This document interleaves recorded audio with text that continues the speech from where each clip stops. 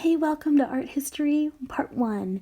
We are going to jump right into prehistoric artwork. You know what? We talked about this in Tuesday's video. Take a look if you're interested to get details. So now we're going to talk about ancient art.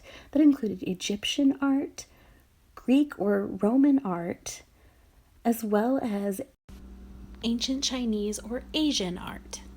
What we call the ancient era really stretched into the first few centuries. That's when the world saw the rise of early Christian and early Islamic artwork that led into medieval and Gothic eras, the 1st through the 12th centuries roughly.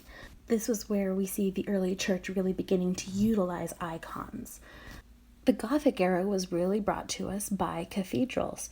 Cathedrals had been built throughout Europe in the 12th century, and with those buildings came artwork that matched, where all of the points lead straight to heaven. The people are elongated, they are very regal looking, very royal. These artists also used a lot of bright colors and gold to emphasize the wealth of the church. As life and religion continued on into the 14th and 15th centuries, we see the rise of the Florentine or the early Renaissance era in artwork.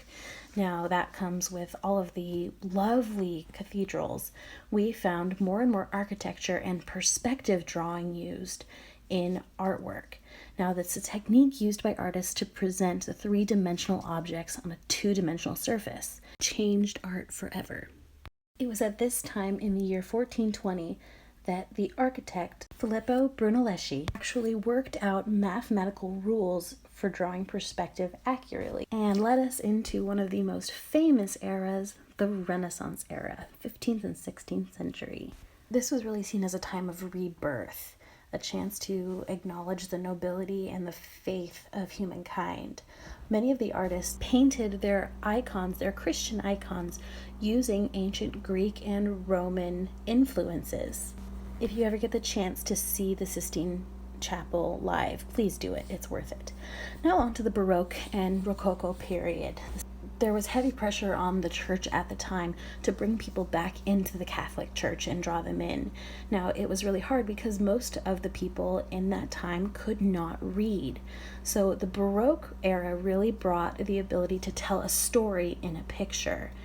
Now, later in the 18th century, we see France bringing a similar but softer style of their own that still tells a story, and it draws your attention. It's very soft, very ethereal in its feel.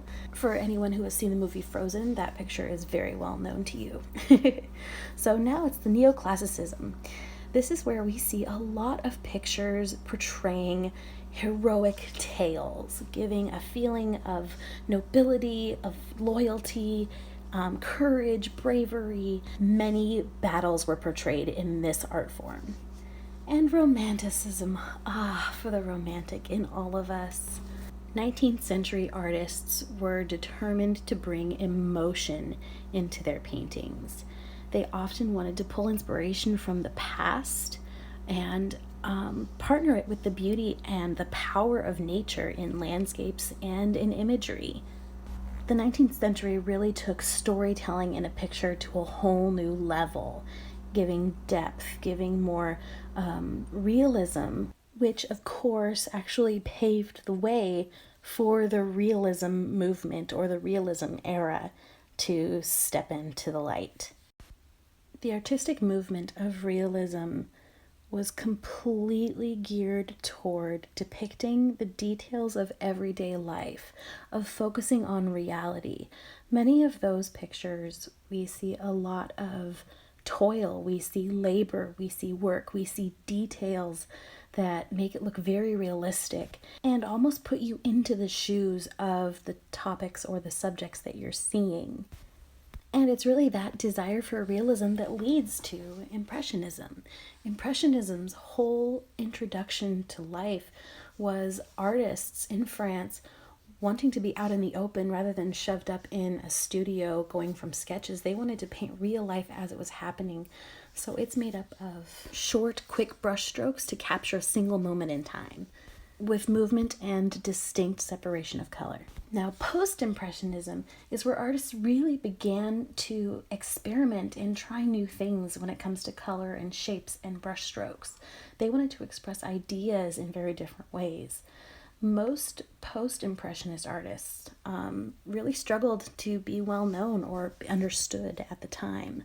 Vincent van Gogh is one of the most well-known post-impressionistic artists, and he also inspired one of your step-by-step painting assignments for the day. Thank you so much for joining me. Next time we will be talking about modern art. So we're going to be visiting the 20th century and on. And don't forget to check out our group and YouTube channel for step-by-step paintings. Nope, not one, but 2 paintings. One inspired by Vincent van Gogh and one inspired by the Romantic landscape era. Thanks for joining me.